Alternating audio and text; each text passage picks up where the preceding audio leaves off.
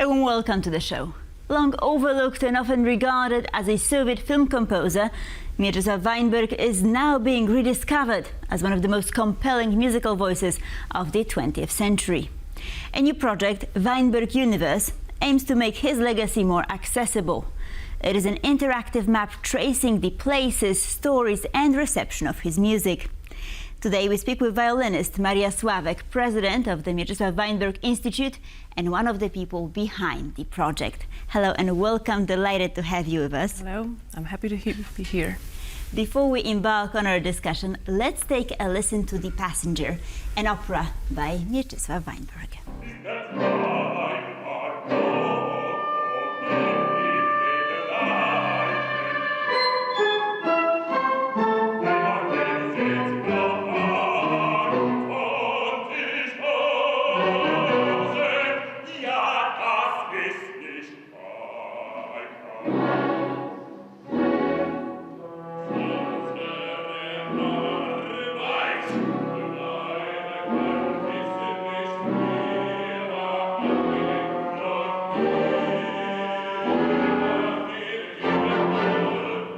So many listeners first encounter Mieczysław Weinberg through this opera, The Passenger. What makes it so unique and compelling, both musically and emotionally? Well, first of all, this is a very first opera in the history of music that takes place in a concentration camp. In this particular case, it's Auschwitz-Birkenau. Although this is not an opera about the Holocaust, it's actually a piece about the experience of the war and experience of the women in concentration camps, because it's based on the novel by Zofia Posmysz, and she recalls her own experiences when she was a prisoner of the concentration camp.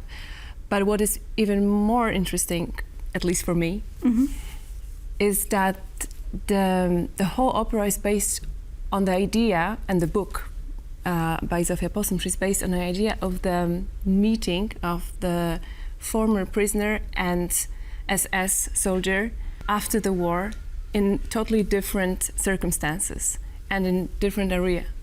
And then we don't really know whether this meeting was real, but something recalls in the Lisa, the former SS.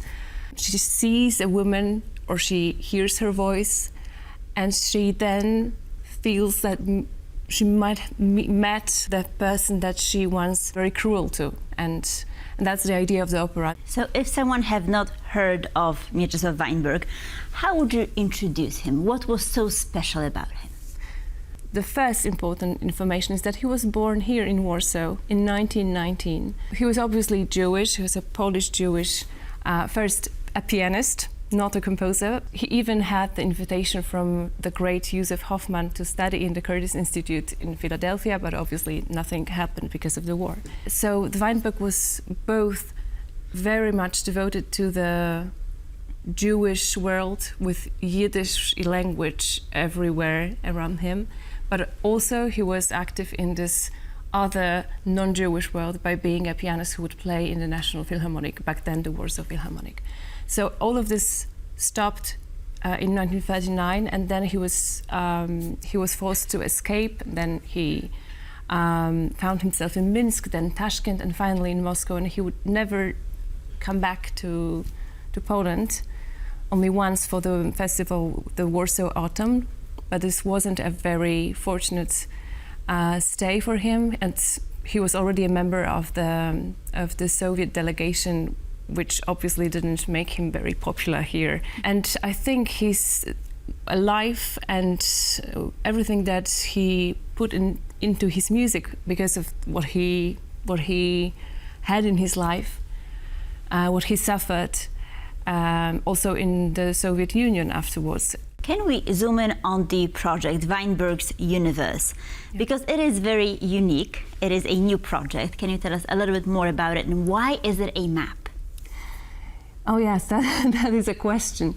The Mieczysław Weinberg Universe is a very, very new project that exists only for 2 weeks maybe. And it's a website, bilingual, of course it's in Polish and English. And I would say that the first map that we ever prepared was the map of the Jewish Warsaw, of the Jewish Weinberg's Warsaw, I would say. So we had an experience already in preparing sort of the guide slash walkabout, something like that. You travel through the map, you see the place like Kishinev, for instance, the place where Shmuel Weinberg, his father, was born. And then you can travel to every other places that we found interesting and important, significant.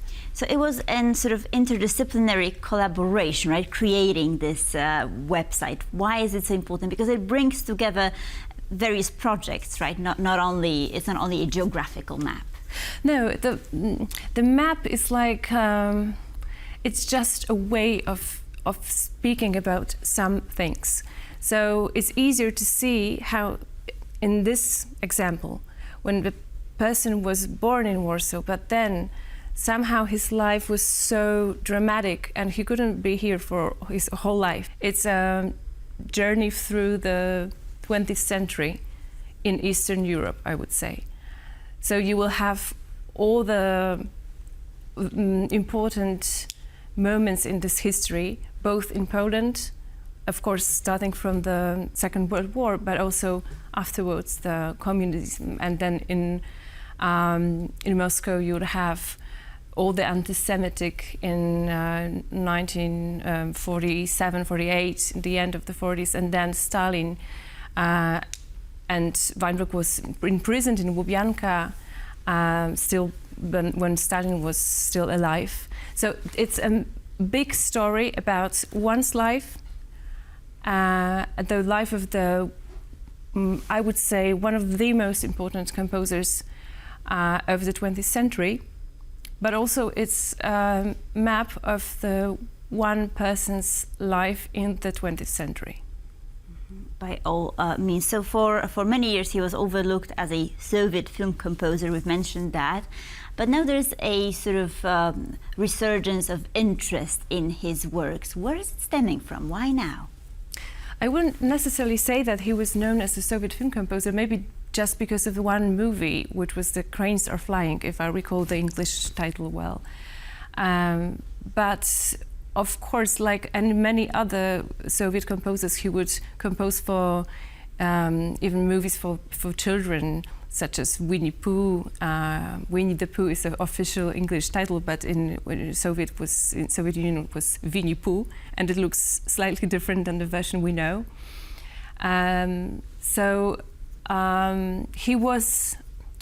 He wasn't even known as a big Soviet composer.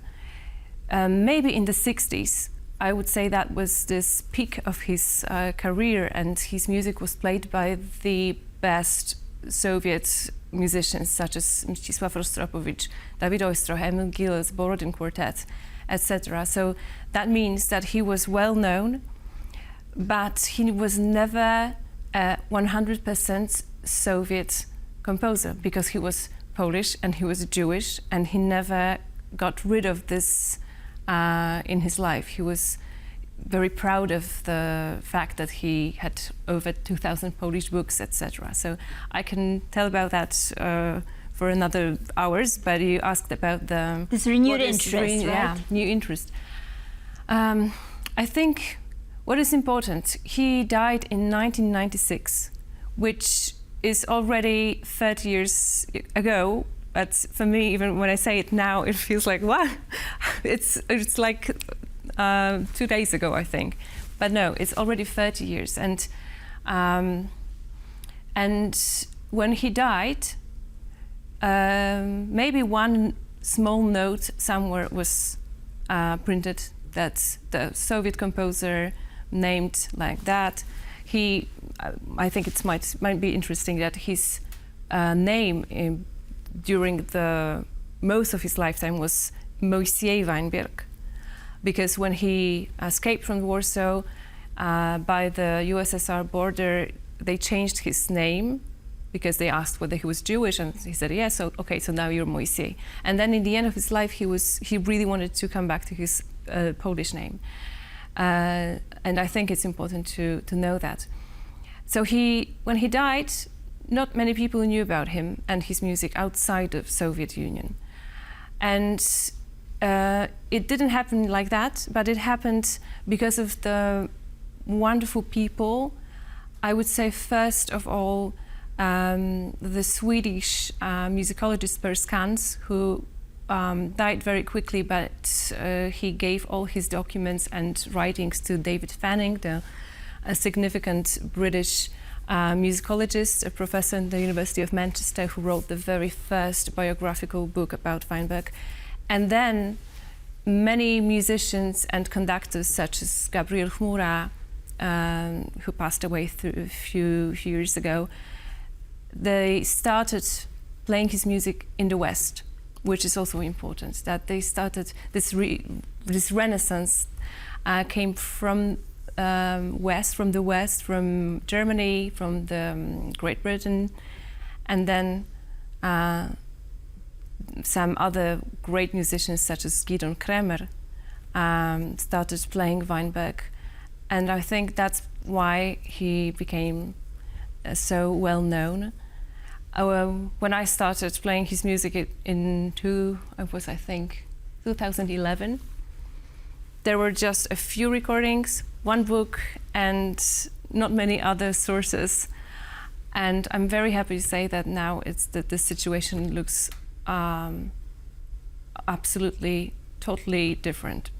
Mm-hmm. And looking into the future, are there any new projects associated with Weinberg coming up?